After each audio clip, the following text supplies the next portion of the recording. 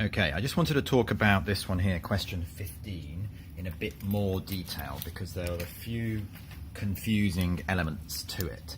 So I'm going to draw 3 body diagrams for actually these 3 objects. So there are actually 3 objects here. There is Team A, there is the rope, and there is Team B. So, as we've already said, there is, for Team A, there is a tension in this direction and friction in this direction. So object A, the Team A is pulling the rope in this direction. So there is a tension on the rope in that direction. Team B, again, has a friction in this direction and a tension in this direction. And then you've got a Newton's third law pair here again. So the Newton's third law pairs, the third law is here. These is a pair. Object A is pulling object B and object B is pulling object A. This is a Newton's third law pair. And also there's another Newton's third law pair here. So we've got these 3 separate objects. Now when it's when it's in equilibrium, when they're all at rest, for this is Team A, this is the rope, and this is Team B.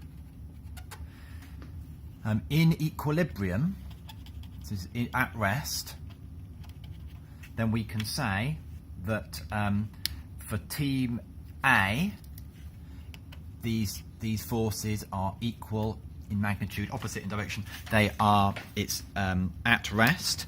And then for the rope as well, tension and tension, again equal. And then for the for Team B, we've got friction and we've got tension, and they're all equal to each other. Okay. So what we can also do is we can think about it as one big object. As one object, the only external forces are the 2 frictions. So we've got a friction in this direction and a friction in this direction, and all of the other forces cancel each other out as one object. These are internal forces, and then these are external forces with the ground.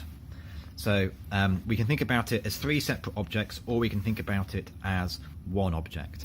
If we think about it as one object, then for Team A to lose, for it to move that way, for Team A to lose the game, this friction here, this friction would need to be bigger than this friction. So the friction at Team B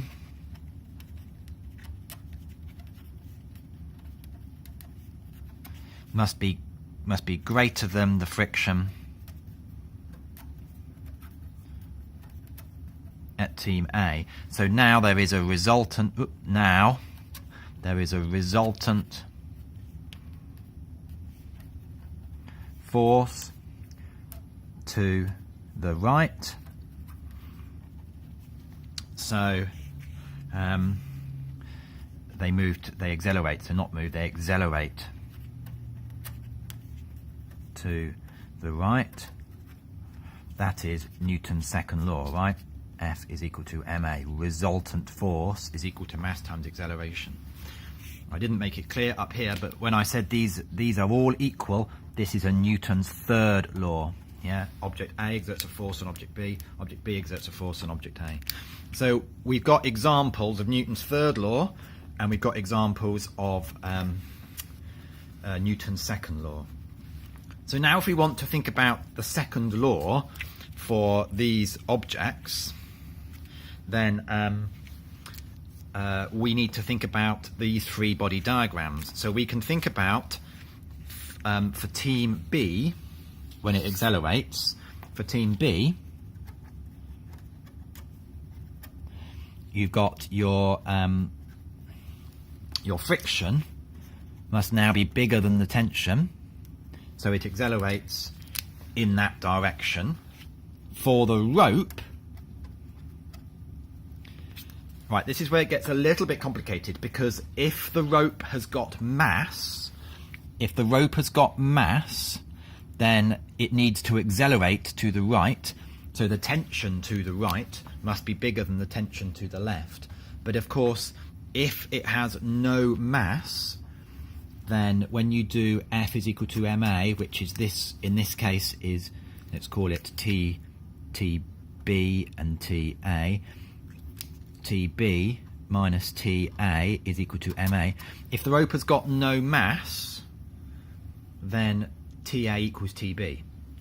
Okay, so it doesn't matter what the resultant force is, because the acceleration this side is 0. Okay, so the mass is 0. If the rope has no mass, TA is equal to TB, even for acceleration. But if the rope has mass, then of course it needs a resultant force. If rope has mass, then TB must be greater than TA.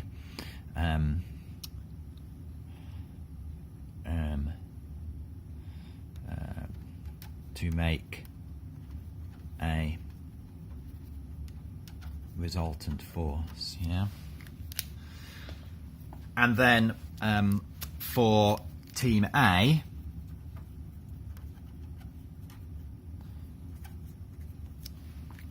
again, the tension must be bigger than the friction. So I think the simplest case is if it has got no mass. If this has got no mass, then these two tensions are the same, in which case your final diagrams for the object would look like for the three objects would look like this. You've got a big friction here.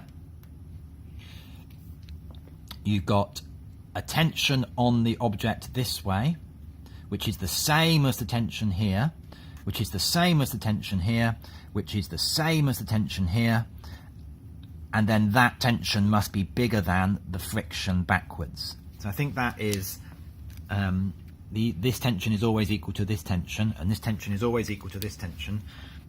These two are equal if the rope has got no mass. There's a lot more to this question than what first appears in the exam.